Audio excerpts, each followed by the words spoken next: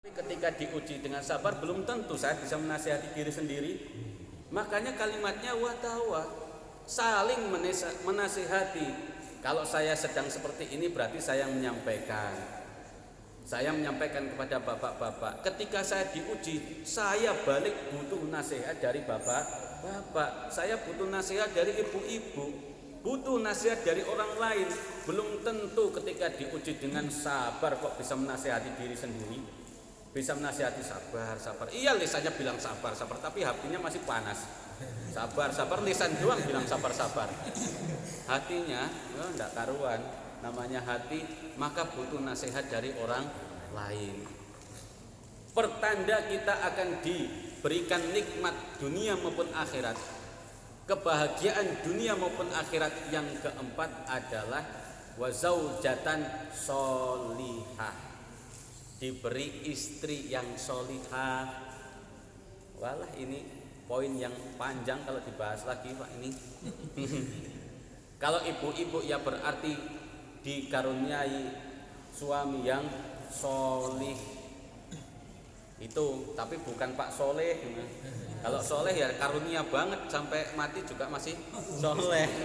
Gak mungkin jadi gak soleh. Pasti soleh terus itu Pak Soleh. Makanya nanti kalau punya cucu, punya anak, namain soleh, kalau tidak solehah, maka selamanya akan jadi solehah. Nah, itu kan doa maksudnya. Doa. Paling tidak ketika anak itu nakal tetap soleh. Anak itu nggak mau baca Al-Quran tetap solehah, tetap.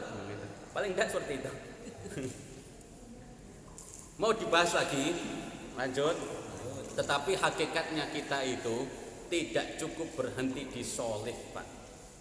Karena tujuan kita menjadi seorang muslim itu muslim yang muslih.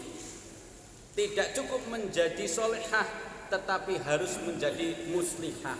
Ma farqu baina soleh wa muslih.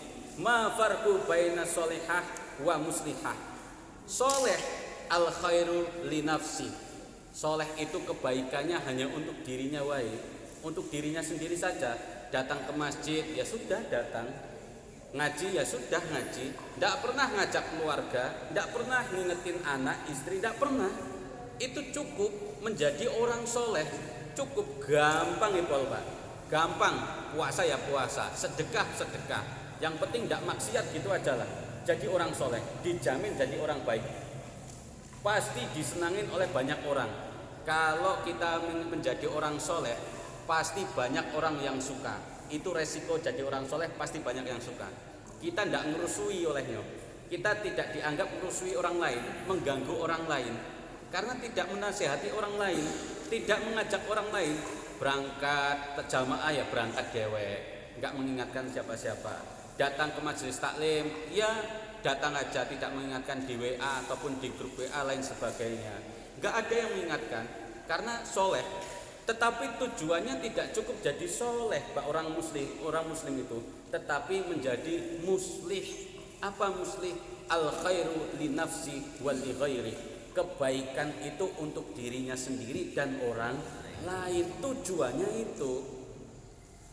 Khairun nas anfa'uhum linnas. Sebaik-baik manusia yang kebaikannya itu bisa bermanfaat kepada orang lain. Kanjeng Nabi sebelum diangkat menjadi Nabi itu ya soleh, ya baik.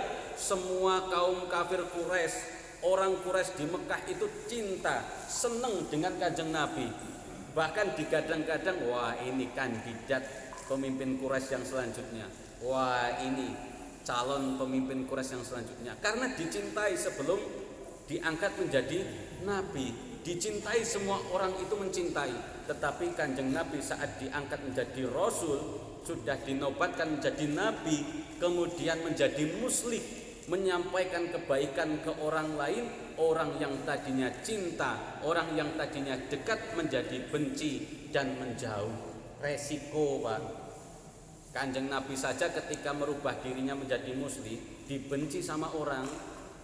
Ya kalau kita mengajak orang dibenci, ya nggak usah sakit hati. Orang Kanjeng Nabi aja sudah disakit hatiin sama orang, sudah dibenci sama orang. Kita kok ngajak kebaikan, pengennya disenengin sama orang. Nggak usah mimpi Pak, nggak usah. Resiko menjadi orang yang mengajak ke kebaikan pasti akan banyak yang tidak suka dengan kita. Resikonya, kalau kita pengen disayang orang, pengen digemari orang, pengen dekat dengan orang, cukup menjadi orang soleh, cukup. Nggak usah ngingetin orang. Ada orang mabuk, biarin aja. Ada orang main gaplek, ya udah biarin. Kemudian anak pulang nggak pernah sholat, ya biarin aja.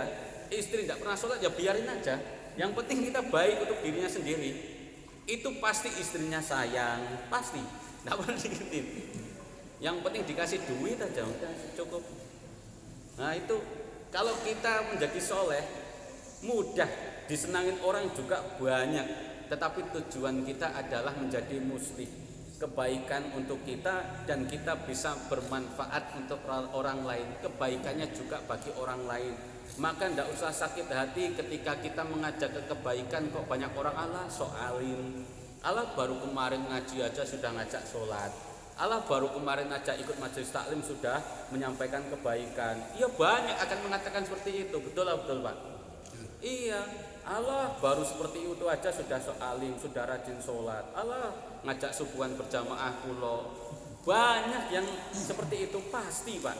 Itu resiko menjadi sunatullah. Orang yang menyampaikan kebaikan menjadi muslim, pasti banyak orang yang tidak suka. Itu resiko, apalagi takmir masjid, mesti banyak yang tidak suka. Iya Pak ya. Mudah-mudahan kalau di sini sih tidak seperti itu. Tidak seperti itu. Semuanya insya Allah suka. Amin. Allahumma amin ya rabbal alamin. Orang yang menjadi muslim resikonya tidak disenangi orang lain. Kalau pengen disenangi orang lain cukup menjadi orang soleh atau solehah saja. Ibu-ibu jadi orang solehah. Majelis taklim ibu-ibu tidak usah ngajak-ngajak yang lainnya. Ibu-ibu yang belum datang ke majelis taklim nggak usah diajak, maka nggak akan dibenci oleh orang lain. Cukup orang limo ya datang orang limo, orang duo kok ya duo, ngaji aja majelis taklim ibu-ibu, nggak usah ngajak orang lain, maka tidak akan dibenci. Tapi kalau ibu-ibu ngajak terus, WA terus, ngingetin terus, pasti resikonya dibenci sama ibu-ibu yang lain. Dianggap sok solihah, sok rajin, sok-sokan yang lain lah. Pokoknya sok itu keluar semua, sok. Nah, yang penting bukan sok beker ya. Mungkin itu saja Pak. Kalau saya terlalu lama menjadi makruh, takutnya makruh. Karena makruh itu sesuatu yang tidak disukai sama Allah. Makanya saya tidak mau kalau tidak disukai sama Allah. Tidak maulah saya dibenci sama Allah. Dibenci sama istri aja sudah takut, apalagi dibenci sama Allah. Mohon maaf kalau misalkan bahasa saya ini kasar, karena saya memang makhluk kasar. Berbeda dengan bapak-bapak ibu-ibu, bahasanya halus karena bapak-bapak ibu-ibu makhluk. Nah seperti itu.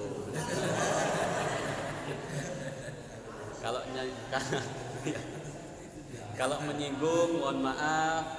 Kalau ada baiknya itu minallah, karena Allah menyebutkan al khairu kulluhu fi yadayhi. Benar, kebaikan itu semuanya datang dari Allah. Kalau ada baiknya saya menyampaikan, itu menjadi wasilah saja, perantara saja. Kalau ilmu Allah yang dulu disampaikan oleh malaikat Jibril kepada Rasulullah, Rasulullah menyampaikan kepada para sahabat, sahabat menyampaikan kepada tabi'in, tabi'in menyampaikan kepada mutabi'un tabi'in, mutabi'un tabi'in menyampaikan kepada mutabi'un tabi'in, mutabi'un tabi'in menyampaikan kepada mutabi'un tabi'in, sampai kepada kita sampai saat ini. Itu menjadi wasilah saja. Tapi hakikatnya ilmu yang disampaikan, kebaikan yang disampaikan itu datang dari Allah, karena kebaikan hanya milik Allah. Maka jangan anggap ini saya orang baik, jangan anggap saya ini punya ilmu, jangan anggap saya ini penghafal Al-Quran, jangan anggap saya ini bisa baca kitab kuning, jangan anggap saya ini orang yang pintar karena hidup di pesantren, jangan.